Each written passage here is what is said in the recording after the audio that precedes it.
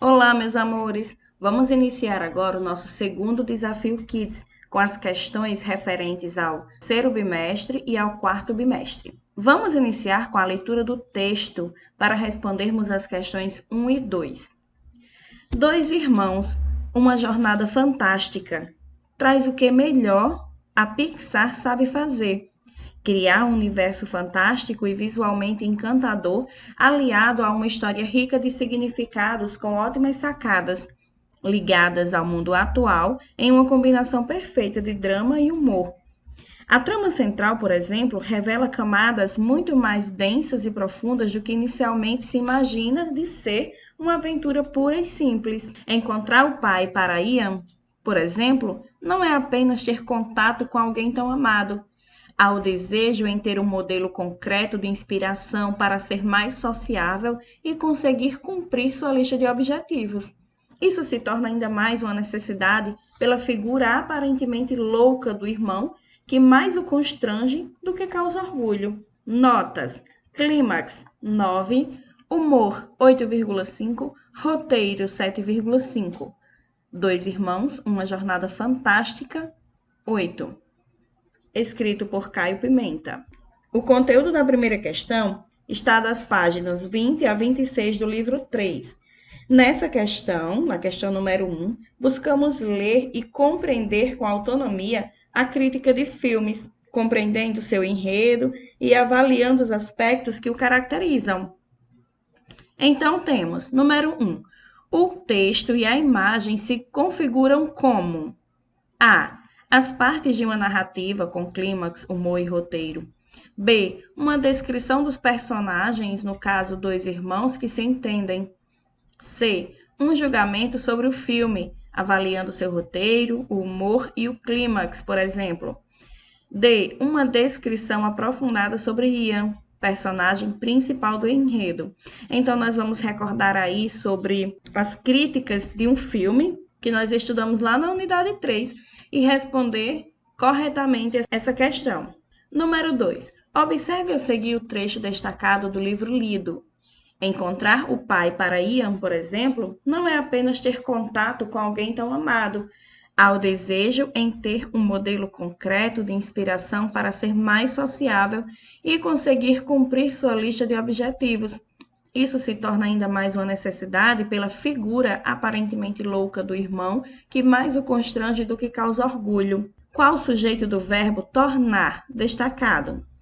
A. Necessidade. B. Objetivos. C. Isso. Ou D. O pai. Nós podemos encontrar o conteúdo para essa questão nas páginas 13, 14, 15 e 16 do livro 3, onde explica que o sujeito e o predicado de uma oração são chamados de termos essenciais, ou seja, não podem faltar na constituição de uma oração.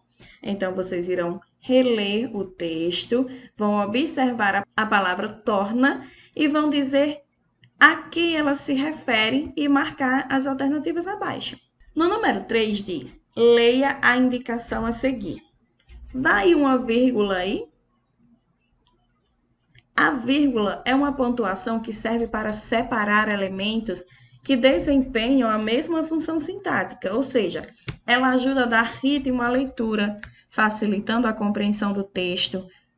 O emprego dessa expressão textual, no entanto, é motivo para um dos principais erros gramaticais de qualquer idioma. Nós estudamos o uso da vírgula no livro 3, nas páginas 17, 18, 33 e 34. Nós vimos que a vírgula tem funções diferentes e elas podem ser usadas para separar o vocativo, para separar os termos de uma enumeração, para separar o aposto, e ela também é usada antes dos conectivos, mas, porém, logo, portanto, pois. Então, responderemos da seguinte forma: vamos marcar adequadamente o uso da vírgula nas frases abaixo. Então, vamos fazer o seguinte: com base no uso adequado da vírgula que nós já estudamos, assinale a frase pontuada corretamente. A. Fábio, venha já aqui.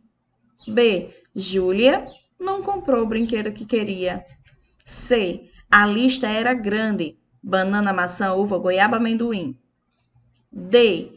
Clara, a filha da minha professora, estava muito doente. Então, vamos lembrar aí do vocativo, do aposto, das enumerações, dos conectivos e vamos marcar a alternativa correta. No número 4 diz: observe a música de Adoniran Barbosa, Saudosa Maloca. Peguemos tudo as nossas coisas e fomos para o meio da rua apreciar a demolição. Que tristeza que eu sentia, cada tauba que caía doía no coração. Mato Grosso quis gritar, mas em cima eu falei: os homens tão carrazão, nós arranja outro lugar. Só se conformemos quando o Joca falou: Deus dá o frio conforme o cobertor. E hoje nós pega paia nas gramas do jardim. E para esquecer, nós cantemos assim: saudosa maloca, maloca querida, dindim, donde nós passemos o dia feliz de nossa vida. Saudosa maloca, maloca querida, dindim, donde nós passemos os dias felizes de nossas vidas. Saudosa maloca, escrita por Adoniran Barbosa. Os verbos em destaque apresentam desvios de concordância. Indique o motivo. Letra A. O desvio acontece pelo fato de os verbos arranjar e pegar estarem escritos na língua culta. B. O desvio acontece pelo fato de os sujeitos dos verbos arranjar e pegar estarem ocultos nas frases. C. O desvio acontece pelo fato de os verbos pegar e arranjar estarem no singular e os sujeitos nós estarem no plural. D. O desvio acontece pelo fato de os verbos pegar e arranjar estarem conjugados na terceira pessoa do plural. Nessa questão, nós veremos um pouco da concordância verbal, que nós estudamos lá nas páginas 42 e na página 63 do livro 3, do terceiro bimestre. Nesses casos, os verbos eles sempre têm que concordar em número e em pessoa com todos os núcleos do sujeito. Assim, se o sujeito estiver no singular, o verbo também vai ter que estar no singular. Se o sujeito estiver no plural, o verbo vai precisar estar no plural para que haja concordância. E nesse caso, o que acontece? Releiam o texto e marquem a alternativa correta. Número 5. Observe a propaganda de um bombom de chocolate. Quando alguém me oferece banana, quero calibre. A propaganda usa quais recursos para gerar humor? A. Exclusivamente a troca de R por L. B. O uso específico de uma imagem fora do contexto culinário. C. O conjunto inteiro, com a troca de R e L, e o uso de um meme conhecido, que é a figurinha de um cérebro. D. O conjunto inteiro com a imagem e o uso de pontuação, como as aspas na frase, quando alguém me oferece banana. Nessa questão número 5, nós podemos encontrar o conteúdo no livro 3, das páginas 6 a 9, onde nos apresentam os textos que nos fazem rir, como a anedota, a piada, que são histórias curtas contadas para divertir quem lê ou quem escuta. Então, vocês vão retornar, vão observar novamente a propaganda e irão marcar a alternativa que acharem mais adequada. Na questão número 6, diz: leia a reportagem a seguir. Coronavírus, o que a ciência já sabe sobre imunidade pós-Covid. Um novo estudo com pessoas que tiveram Covid-19 e se recuperaram do coronavírus levanta a probabilidade de que a imunidade ao vírus tenha curta duração. Cientistas do King's College, em Londres, estudaram como o corpo naturalmente combate o vírus por meio da produção de anticorpos e o quanto esses anticorpos duram nas semanas e meses depois da recuperação. Quase todas as 96 pessoas analisadas no estudo apresentaram anticorpos que poderiam neutralizar e parar o coronavírus, mas os níveis começaram a diminuir 3 meses após a pesquisa. A possibilidade de que a proteção contra a Covid-19 para quem já pegou a doença dure pouco tempo coloca em xeque teses que indicam que regiões que foram muito afetadas pelo coronavírus e agora registram queda nos casos, como Europa, Estados Unidos e cidades como São Paulo e Manaus, no Brasil, estejam permanentemente protegidas. Essa reportagem foi publicada pela BNCC News. E nós perguntamos: as palavras pós-Covid e anticorpos são, letra A, constituídas de prefixos, B, constituídas de sufixos, C, palavras simples, D, palavras únicas.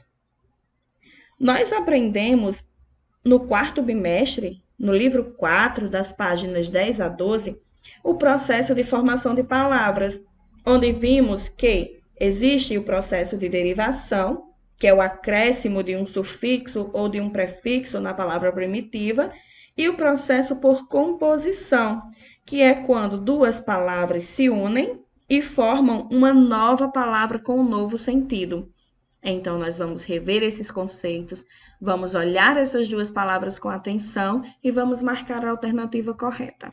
Na questão número 7, diz: um aluno, ao fazer uma pesquisa sobre os seres vivos, entra em uma página de uma enciclopédia online.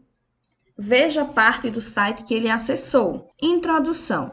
Os animais são seres vivos que, assim como as plantas, precisam de comida e de água para viver.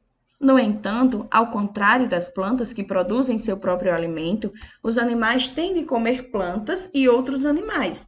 Eles também conseguem sentir o que acontece à sua volta e são capazes de se movimentar reagindo ao ambiente. Os animais usam os sentidos e os movimentos para encontrar comida e segurança, bem como para buscar um companheiro ou uma companheira. Milhões de espécies animais vivem espalhadas pela Terra, das geladas zonas polares aos escaldantes desertos.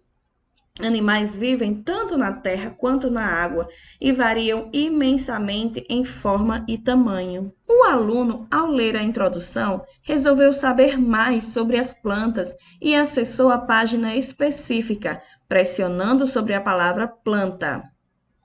O nome do recurso que esse aluno utilizou é, letra A, hiperlink, B, vlog, C, abreviatura ou D, ícone. Esse conteúdo da questão 7, nós podemos encontrar no livro 4, nas páginas 24 e 25.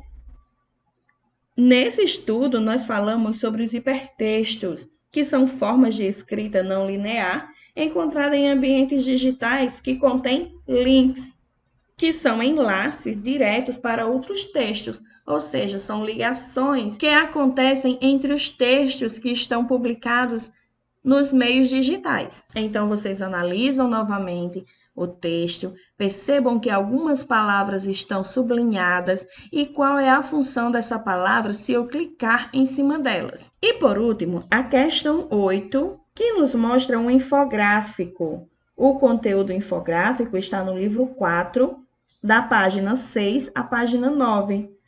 Os infográficos são textos utilizados para levar ao público informações científicas de maneira mais clara. Os infográficos fazem uso da linguagem não verbal e geralmente trazem indicações da sequência de leitura. Então, nós temos aqui um infográfico que diz por que elas ainda são crianças. O Sebrae realizou uma sondagem em Campo Grande, junto a crianças acompanhadas de seus pais, para saber qual tipo de presente elas querem ganhar do Dia das Crianças e quais os fatores levam os pais a atender ou não o desejo de seus filhos. 93 pais pretendem presentear seus filhos. 53% escolheram o presente com base no desejo do filho e 83% preferem comprar o presente a dar dinheiro para seus filhos. 63% dos pais pretendem gastar até R$100 em presentes para crianças. Já os filhos, 60% preferem ganhar brinquedos, como carrinhos, bonecas, bicicletas, bolas. E 23% preferem ganhar jogos eletrônicos. 67% dos filhos pretendem acompanhar os pais na hora da compra dos presentes. Temos aqui também um pequeno gráfico, né, mostrando que, em primeiro lugar, ficaram os personagens de animações como presentes. Em segundo lugar, ficou algo que o amigo também tenha. Em terceiro lugar, ficou o futebol, a bola. E em quarto lugar está na moda, brinquedos que estão na moda, que todo mundo possui. E ao final, o Sebrae oferece uma dica para o empresário. Estas informações podem auxiliar aos empresários a conhecer as intenções de compra de seus clientes, podendo assim criar um diferencial na hora de ofertar seus produtos e serviços. De acordo com esse infográfico que nós vimos, letra A. 60% das crianças preferem ganhar aparelhos ou jogos eletrônicos. B. 53% dos pais não se baseiam no desejo do filho para a escolha do presente. C. Personagens influenciam na hora da escolha do presente pela criança. D. É baixa a porcentagem dos filhos que pretendem acompanhar os pais na hora de comprar o presente. Então, vocês observam o infográfico e assinalam a alternativa que corresponde à realidade apresentada. Então, encerramos o nosso desafio 2, com a certeza de que vocês serão capazes de responder com facilidade. Um beijo e até o próximo ano.